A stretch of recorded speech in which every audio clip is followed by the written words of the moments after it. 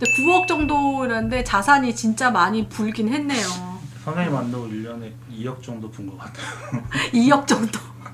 만나고 나서 매년 2억 정도. 네, 인사 한 번만 부탁드릴게요. 네, 안녕하세요. 저는 19년 겨울에 IMF님 처음 만났고요. 지금까지 쭉 배우고 있는 아침 부자라고 합니다. 아침 부자님이 내 집 마련 처음 시작할 때 가장 어려웠던 점이 뭔가요? 저는 어떤 지역에 어떤 집을 사야 되는지가 처음에 궁금했었고, 두 번째는 돈 계산하는 방법, 그리고 마지막은 내가 샀을 때 이게 떨어지면 어떡하지라는 두려움이 가장 컸던 것 같은데, 근데 공부를 해보면은 어떤 지역에 어떤 아파트를 사는지는 금방 좀 아실 수가 있을 것 같아요. 그리고 돈 계산하는 방법은 이제 DSR이나 LTV가 중요한데, 선생님이 DSR 계산하는 방법 알려주시거든요. 그래서 저는 엑셀 파일로 그걸 만들어서 내가 마이너스 통장이 얼마 했을 때 주담대가 얼마 나오고 이때 원리금은 얼마인지 이런 것들을 계산해서 은행에 가서 물어봤더니 그게 맞다고 하는 거예요. 맞아. 아주 부동산 계산기로 걔네들도 네. 계산하더라고요. 그래서 자금 계획 짤 때 되게 좀 좋았었고, 마지막 이제 내가 살 때 떨어지면 어떡하지, 이게 전 되게 두려웠었는데 처음에는 한 일주일 정도 잠을 못 잤었거든요. 떨리는 손으로 계약서 쓰고 와가지고. 맞아. 근데 그 선생님이 항상 해주시는 말씀이 있어요. 그 떨어질 수 있다. 근데 그냥 내가 행복하게 살면 된다. 그래서 저는 월급에서 원리금 내고 나머지 생활비 있으면 괜찮겠다. 내 가족 행복하게 살면 되지. 그래서 집을 샀던 것 같습니다. 네. 너무 제 청약 강의를 선택한 이유가 뭘까요? 저는 처음에 선생님 강의 듣기 전에 선생님이 쓰신 대한민국 청약 지도라는 책을 먼저 사서 봤었고요. 그 책을 보면은 청약이라는 게 가장 적은 돈으로 새 집을 얻을 수 있는 방법이라고 생각을 들어서 근데 책에 딱 써있잖아요. 평생에 한 번은 꼭 청약 공부를 해라. 그래서 이걸 좀 깊게 공부하고 싶어서 강의를 직접 찾아서 들었었던 거고, 근데 강의를 들으시면 저 같은 경우에는 정말 다양한 길을 배울 수 있었거든요. 근데 청약뿐만 아니라 시장 상황에 맞춰서 재개발, 재건축, 갭 투자, 경매 이런 걸 다 말씀해 주시니까 제가 하지 못하는 것들이 너무 안타까워서 주변 사람들한테 소개를 많이 시켜줬고, 오늘 세어보니까 한 10명 정도 새 집 구한 것 같습니다. 청약 지금 회사에 2명, 셋, 넷, 회사에 한 3명 정도 있었고, 입주권 있었고, 또 어머니도 청약됐었고, 사촌 누님도 청약됐었고, 네, 한 대여섯 명, 청약은 대여섯 명 정도 된 것 같아요. 대여섯 명이요? 그거 왜 추천한 거예요? 왜 이거? 제가 못하니까요. 못해서 나랑 똑같구나. 너무 좋은데 제가 못하니까. 아니, 혼자만이 아니라 주변 사람들까지 다 했다는 게 너무 신기하고, 그런데 본인이 청약 당첨한 거를 한번 얘기해 주세요. 저요? 네. 2번 당첨됐는데 뭐예요? 네, 저는 처음에 이제 1주택자 상태로 청약 강의를 들었었고요. 1주택자? 네. 제 가점이 얼마인지도 몰랐었는데, 청약 강의를 들으시면 청약 10개명이라는 걸 배우실 수 있어요. 네, 있어요. 네. 그런 걸 공부를 하다가 보시면 이제 방법이 나오는데, 이제 저는 1주택자의 가점 27점에 추첨제로 처음에 당첨이 됐었고요. 추첨제로. 네. 계속 이제 같이 이제 선생님 밑에서 공부를 하다가 재작년에는 줍줍으로 분양권 하나 더 했었던 거죠. 그럼 첫 번째 집은 시세 차익이 얼마나 되나요, 지금? 맨 처음 산 집은 시세 차익 2억 정도 생겼었고요. 네네. 지금 집은 한 4억 정도. 아. 마지막 이사 갈 집은 3억 정도 생긴 거. 그렇게 되면 세전으로, 얼마예요? 세전으로 하게 되면 9억 정도? 9억 정도.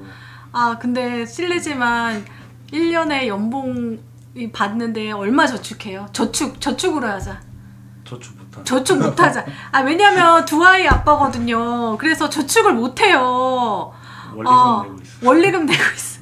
그때 원리금 막 계산하지 않았나? 막 얼마나 많이 나오고 이거 감당할 수 있는지 막 계산하고. 네. 그때 상담할 때 그거 하지 않았나요? 상담할 때 했었어요. 네. 감당할 수 있는지 없는지 그것도 막 보고 막 그랬던 것 같아요. 진짜. 근데 9억 정도라는데 자산이 진짜 많이 불긴 했네요. 선생님 만나고 1년에 2억 정도 분 것 같아요. 2억 정도. 만나고 나서 매년 2억 정도. 운이 좋았죠. 운이 좋은 거보다 되게 스피드하게 그거를 잘 파악하고 그때 당시에 첫 번째 당첨된 거는 사실 그렇게 인기 있는 단지가 아니었잖아요. 그래서 될 수 있었던 것 같아요. 아, 그래서 될 수 있었다. 근데 사람들이 이제 청약을 그때 당시에는 네. 시세보다 무조건 싸야지 들어갔었는데 네. 제가 봤을 때는 그 주변 구축 아파트 시세랑 비슷했었거든요. 맞아요, 맞아요. 그거보다는 떨어지지 않겠다라고 생각을 네. 했었던 것 같아요. 네. 그거보다 떨어지지 않을 거다. 그거 맨날 말하고 있는데. 근데 두 번째는 사실 그때 분위기도 안 좋을 때였는데, 네. 그러니까 무순위로 당첨이 돼서 간다라고 한 거예요. 네. 가라고 했고, 아침 부자님이 갔다 그래서 너무 잘했다고 칭찬을 했는데, 그때도 좀 떨리지 않았나요? 그때 되게 좀 떨렸었고 근데 사실 무참 안 되면 무피로 팔지 이런 생각으로 아마 했었던 것 같아요. 무피로 팔지. 네. 그래도 이렇게 됐다라는 게 1년에 2억씩 자산을 불렸다라는 게 너무 대단하고, 여기서 여러분들이 힌트를 얻어야 되는 게 그냥 단순하게 이거를 듣지 마시고요. 지금 몇 개를 얘기를 하셨어요. 그거보다 안 떨어지겠지라는 생각으로 했고, 그 다음에 무피로 팔면 되는 거예요, 사실. 그러면 손해가 아닌데, 그거를 생각할 때 조금 입지 공부도 하다 보니까 그곳을 하게 된 것 같아요, 진짜로. 이후에 계획이 어떻게 되나요? 저는 이후에도 아마 청약을 또 찾아보거나 네. 아니면 여의치 않으면 갭 투자를 아마 할 것 같습니다.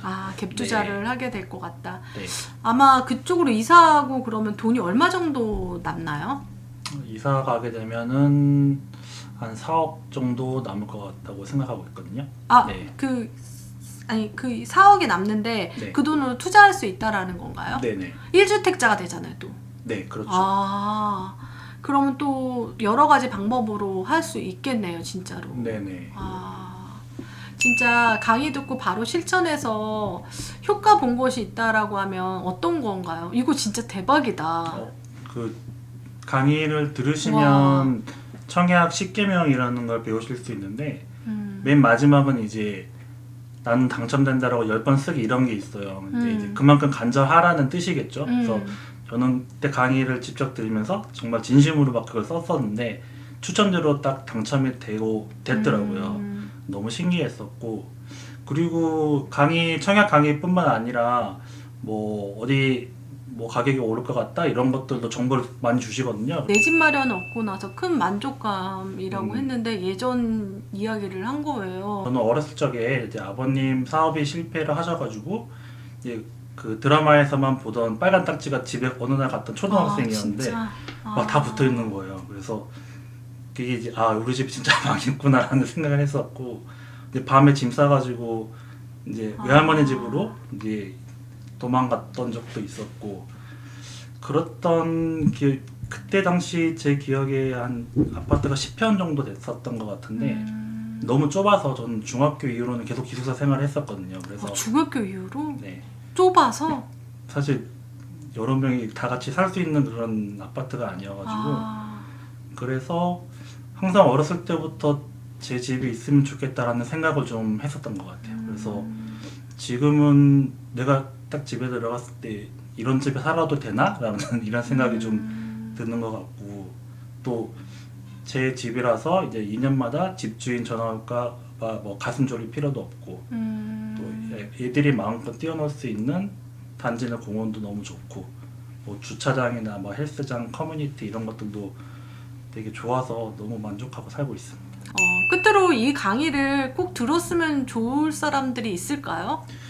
저는 사실 이 강의를 좀 더 빨리 들었으면 좀 더 좋은 선택을 할 수 있지 않았을까라는 생각을 정말 많이 했었거든요. 그래서 청약이든지 청약이 아니든 뭐 재개발, 재건축 이런 뭐 갭 투자 모든 방법을 다변면으로 배우실 수가 있고, 그리고 레버리지와 관련해서도 선생님이 항상 하시는 말씀이 대출을 낼 수 있으면 시간을 벌 수 있는 거라고 말씀해 주시거든요. 근데 제가 이제 청약 되기 전에는 이제 한 달에 저축을 한 200~300씩 했어도 1년에 2~3천 모으는 게 되게 힘들더라고요. 그래서 1억을 모으려면 3년이고 이게 5억을 모으려면 15년인데 대출을 낼 수 있는 건 시간을 아낄 수 있다라는 말을 좀 들어가지고 저는 가능한 한 제 범위 내에서 최대한 대출을 활용하면서 이렇게 하는 게 좀 좋았던 선택이었던 것 같습니다. 내가 많이 낸다고 해서 되는 게 아니잖아요. 네.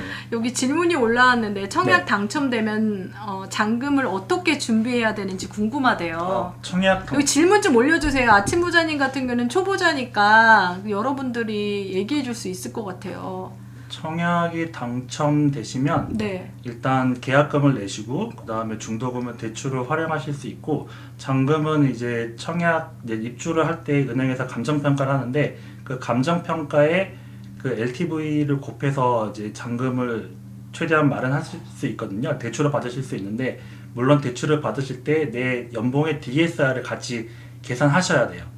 그래서 청약이라는 게 사실 입주할 때 시세가 올라갔으면 감정평가액이 올라가니까 대출 보험이익이 원 분양가보다 대비 많이 나올 수 있거든요. 네. 어제 강의 놓치셨다고요? 4시간 동안 진행한 청약 무료 강의 다시 보기 하고 싶다면 고정 댓글 확인하세요.